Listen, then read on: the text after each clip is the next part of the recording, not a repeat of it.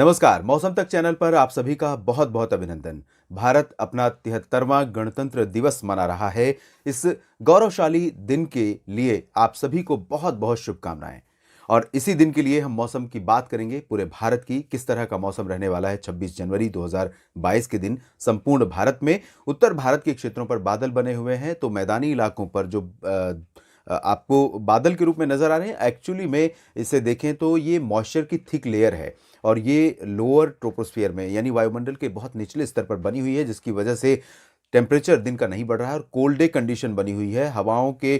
ठंडी हवाओं के चलने के कारण दिन और रात के तापमान गिरे हैं, और साथ ही साथ इस लेयर के चलते धूप का प्रभाव अगर नहीं बढ़ता है तो तापमान में बढ़ोतरी दिन में हो नहीं पाती, और इसी वजह से ज़्यादातर जगहों पर बिलो नॉर्मल टेम्परेचर कम से कम 2 से 5 और 6 डिग्री सेल्सियस नीचे रिकॉर्ड किए जा रहे हैं, चाहे वो दिन के हों या रात के। खासतौर पर पंजाब, हरियाणा और उत्तरी राजस्थान, दिल्ली, उत्तर प्रदेश के समूचे क्षेत्रों में, बिहार, झारखंड, पश्चिम बंगाल, उत्तरी छत्तीसगढ़, मध्य प्रदेश के उत्तरी इलाकों में तमाम जगहों पर ऐसी स्थितियां नजर आ रही हैं। तो ये स्थितियां अभी बनी हुई हैं, और डब्ल्यूडी का जो प्रभाव है वो सर्कुलेशन के रूप में उत्तर प्रदेश के ऊपर है।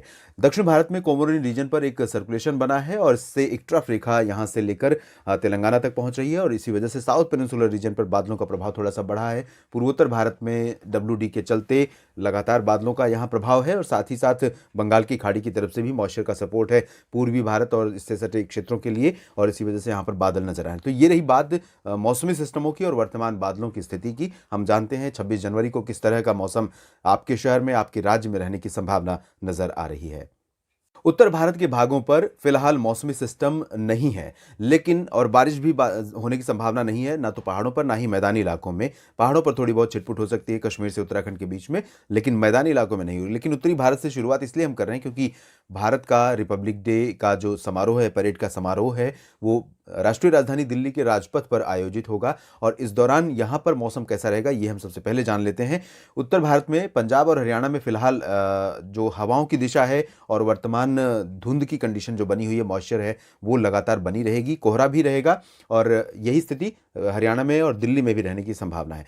लेकिन आज जिस तरह लगातार दिन भर घनी धुंध छाई रही और धूप का असर बिल्कुल नहीं दिखाई दिया, इससे थोड़े से बेहतर हालात की उम्मीद आप कर सकते हैं 26 जनवरी के लिए दिल्ली पर। और दिल्ली के ऊपर हो सकता है कि आसमान थोड़े समय के लिए साफ नजर आए और विजिबिलिटी ठीक रहे।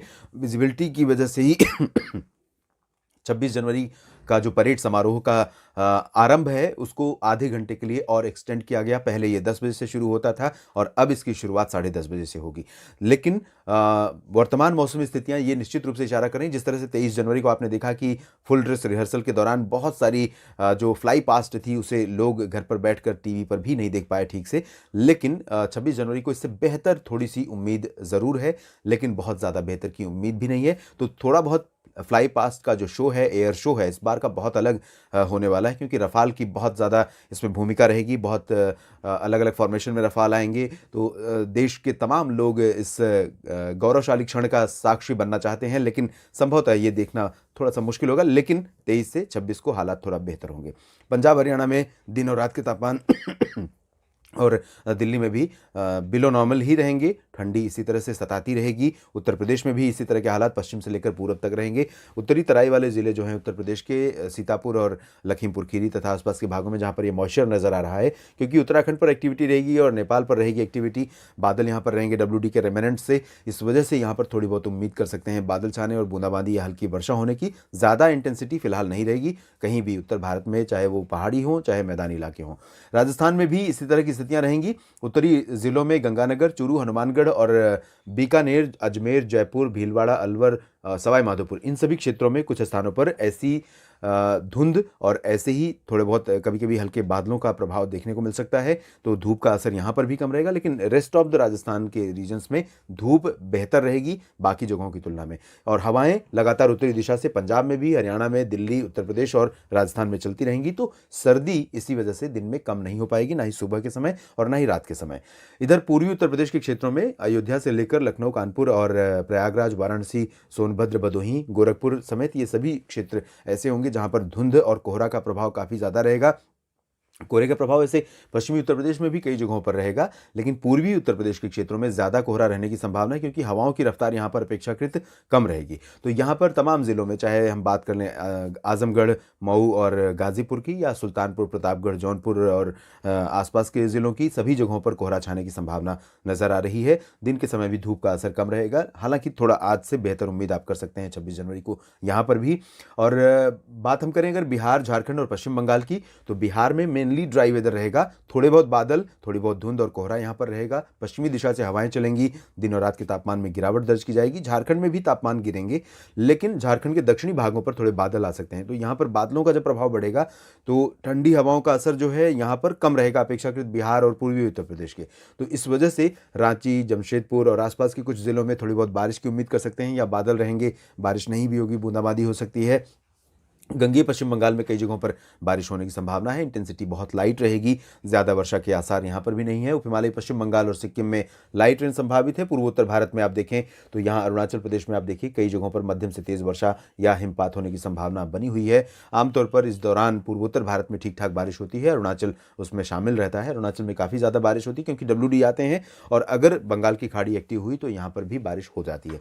असम, मेघालय, अरुणाचल प्रदेश, असम, मेघालय और नागालैंड, मणिपुर, मिजोरम, त्रिपुरा, इन सभी क्षेत्रों में भी आंशिक बादल छाने, कहीं कहीं पर रुक रुक कर हल्की वर्षा होने की संभावनाएं नजर आ रही हैं। ज़्यादा इंटेंसिटी यहाँ पर नहीं रहेगी निश्चित रूप से।